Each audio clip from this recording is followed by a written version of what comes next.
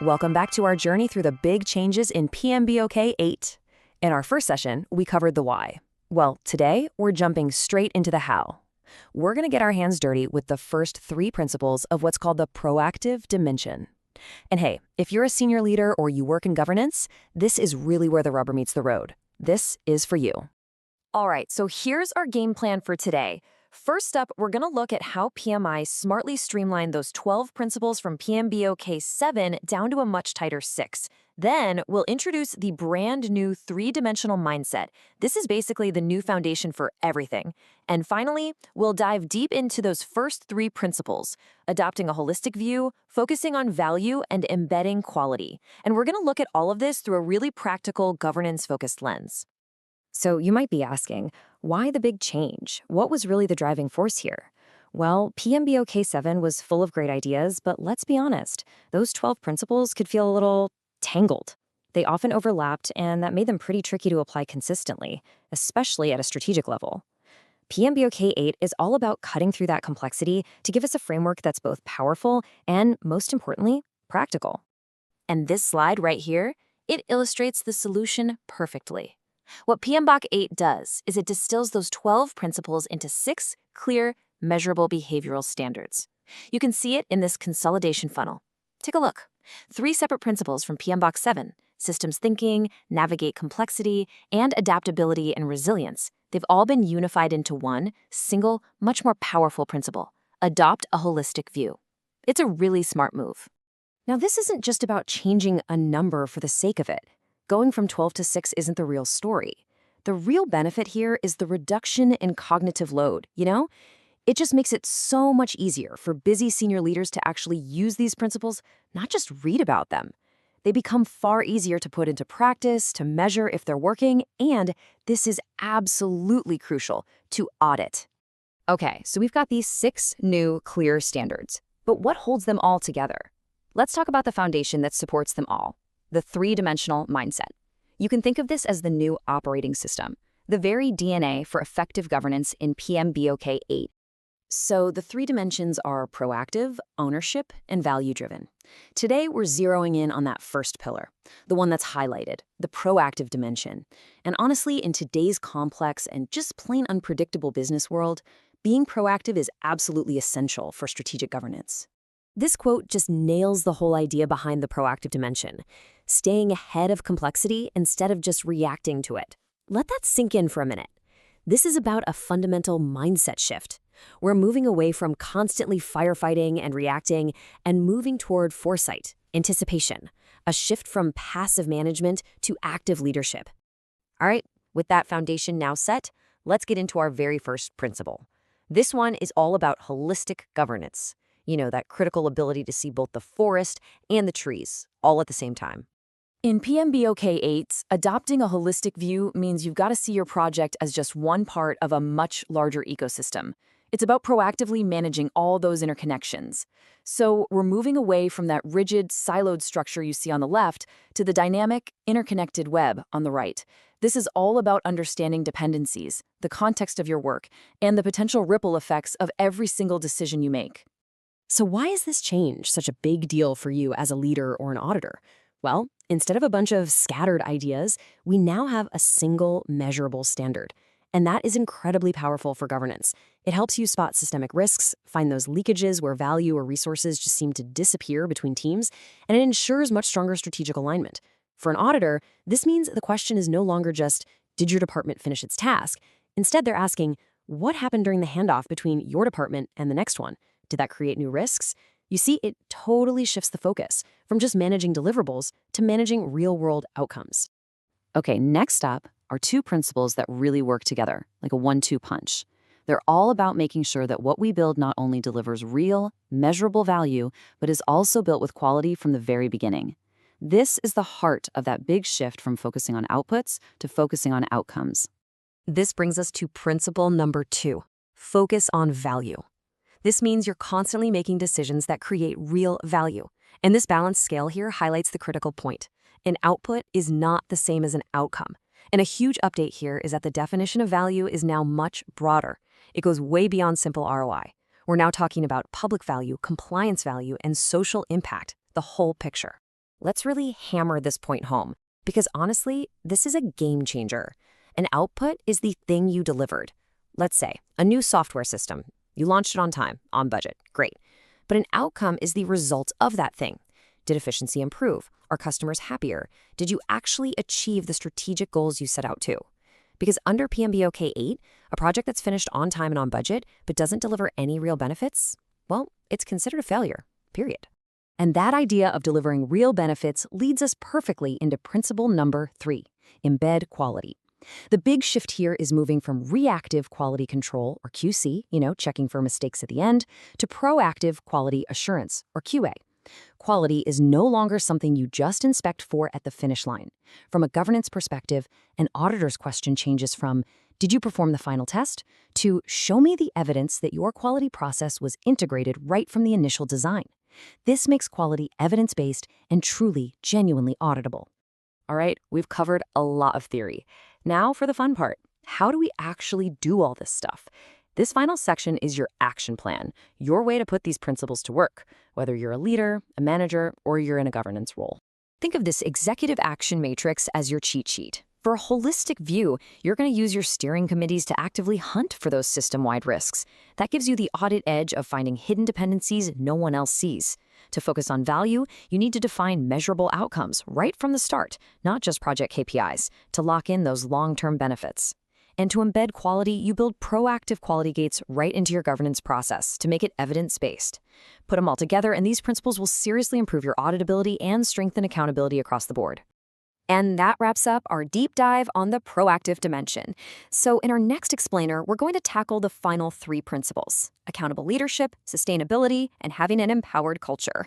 If you found this useful, do me a favor. Be sure to subscribe and hit that notification bell so you don't miss the rest of our PMBOK 8 transition guide. So I'll leave you with this question to chew on. How can you, in your own role, in your own organization, start to shift your team's focus away from just delivering outputs to driving real, measurable outcomes? It's a critical question, and it really gets to the heart of this whole proactive mindset. Thanks so much for watching, and I'll see you in the next one. Learning reinforcement. When management frameworks lack a central architecture, the result is operational chaos. You get intense activity and scattered motion, but no cohesive structure. This was the core difficulty with the previous iteration of the standard, PMBOK 7. It relied on 12 distinct principles that, in practice, heavily overlapped with one another. While those 12 ideas were inspiring on paper, they created excessive cognitive load. Busy senior leaders struggled to remember, let alone systematically implement, a dozen competing priorities. Because the criteria were fragmented, governance professionals found it nearly impossible to consistently measure performance or audit a project against the standard. The Project Management Institute recognized this friction and executed a sharp course correction with the release of PMBOK 8. The update strips away abstract ideals. Instead, it replaces them with strict, auditable behavioral standards. When the criteria for success are scattered, oversight becomes impossible. Resolving this fragmentation required a move towards consolidated, measurable standards. This visual map details the exact architectural update that anchors PMBOK 8. The 12 scattered nodes from the previous edition systematically merge to form exactly 6 solid, organized pillars. By cutting the standard in half through direct mathematical consolidation, the framework instantly reduces the cognitive load required to lead effectively. To organize these 6 new pillars, the standard introduces a comprehensive structural framework known as the 3-dimensional mindset. This matrix maps the 3 distinct axes of that new mindset: proactive, ownership, and value-driven. If we rotate the model and zoom in on the proactive axis, we isolate the first 3 pillars of the new standard. The core function of this specific dimension is to force project leaders to move beyond reactive execution. You must actively stay ahead of systemic project complexity. Mastering this behavior enables an organization to transition from localized oversight to ecosystem-based corporate governance. PMBOK 8 engineered its first behavioral standard by pulling 3 separate ideas from the previous edition: systems thinking, navigate complexity, and adaptability, and forging them into a single requirement. That requirement is Principle 1. Adopt a holistic view. The official mandate states that a leader must view their project as an interconnected node within a broader strategic ecosystem, entirely rejecting the idea of the project as an isolated deliverable. Look at this transition. It contrasts the new standard directly against traditional silo-based management. The isolated taskbars of a standard Gantt chart transform into interconnected nodes, linked by continuous data streams to external blocks, representing market shifts and new regulations. Operationally, this requires the ability to see the forest and the trees simultaneously to manage those complex interconnections. Notice how the system highlights external pressures, flashing red warnings along external dependency links long before those shifts can impact the internal timeline. Through the lens of corporate governance, auditors rely on this standard to identify systemic risks early in the lifecycle. Maintaining a holistic view is the primary mechanism for spotting resource and strategic leakages, particularly across massive public sector portfolios. Principle 1 demands that leadership manage the overarching strategic connectivity of the ecosystem, rather than micromanaging localized tasks. Principle 2 consolidates the previous edition's scattered advice on value delivery and stakeholder management into a single, continuous action. The mandate is clear. Leaders must continuously prioritize decisions that deliver real, measurable value to the organization. This split-screen model illustrates the most critical philosophical distinction in PMBOK 8. Output does not equal outcome. On top, a timeline completes perfectly, but leads into a dead-end void. On the bottom, completion plugs the project directly into a radiating continuous data flow. This dismantling of the output trap addresses a pervasive industry misconception. Delivering a project flawlessly on time and on budget is no longer sufficient evidence of success. Because the standard prioritizes the actual realization of benefits, a deliverable that meets its technical specs but produces no organizational value is considered a failure. The framework also vastly expands the definition of value, extending it far beyond traditional financial return on investment. Public value, compliance value, and social impact are now treated as legitimate, auditable metrics for value realization. Outputs are merely administrative milestones. Realized ecosystem value is the only acceptable proof of strategic success. Principle 3 evolved directly from the legacy generalized instruction to simply build quality. The core operational shift requires moving entirely away from reactive quality control. This diagram compares the old methodology with the new required standard, proactive quality assurance. The top workflow relies on a single massive red inspection gate at the very last step. The bottom workflow integrates small quality parameter gates directly into the foundational build phases. Quality must be designed into the box from inception. It is no longer an administrative box checked at the finish line. For auditors, designing quality directly into the deliverables transforms the entire process of project oversight. This proactive embedding makes quality inherently evidence-based and continuously auditable throughout the entire lifecycle of the initiative. Embedding quality early acts as the definitive guardrail against catastrophic, unrecoverable failures during end-stage delivery. We can now transition these theories into practical daily protocols for strategy and PMO executives applying the proactive dimension. First, apply Principle 1's holistic view during steering committee meetings. Use it specifically to spot hidden, systemic dependencies before they cascade across the portfolio. Second, apply Principle 2 at project initiation. Mandate the definition of measurable value outcomes immediately, actively replacing traditional vanity KPIs. Third, use Principle 3 to mandate proactive QA stage gates as a hard requirement.